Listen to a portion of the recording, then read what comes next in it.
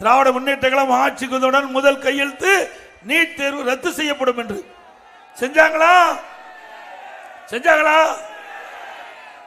பொய்யான அறிக்கை தானே.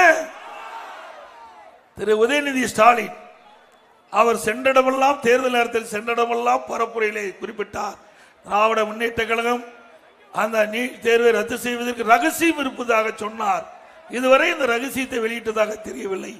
அண்மையிலே நடந்த சட்டப்பேரவை விவாதத்திலே முதலமைச்சர் தெளிவுபடுத்தி விட்டார், நீட் தேர்வு எங்களால் ஒன்றும் செய்ய முடியாது என்று கையை விரித்து விட்டார். நீதிமன்றத்திலே வழக்கு இருக்கின்றது, அதனால் எங்களால் ஒன்றும் செய்ய முடியாது என்று நீட் தேர்வுக்கு விளக்கம் கொடுத்து விட்டார். இதைத்தான் நாங்களும் குறிப்பிட்டோம்.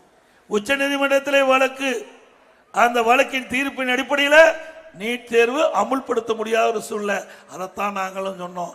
ஆனா பொய்யை திருப்பி திருப்பி சொல்லி மக்கள் மனதை மாற்றி இளைஞர்கள், மாணவர்கள், பெற்றோர்களை திசை திருப்பி தேர்தல் நேரத்தில் வெற்றி பெற்று ஆட்சி அமைத்த பிறகு இன்றைய தினம் நீட் தேர்வு ரத்து செய்ய முடியாது என்று சட்டமன்றத்திலே இன்றைய முதலமைச்சர் தெரிவித்து விட்டார். இப்படிப்பட்ட பொய் பேசுகின்ற முதலமைச்சர் நாட்டுக்கு தேவையா? பொய்ய பேசிதானே ஆட்சிக்கு வந்திருக்கிறாரு.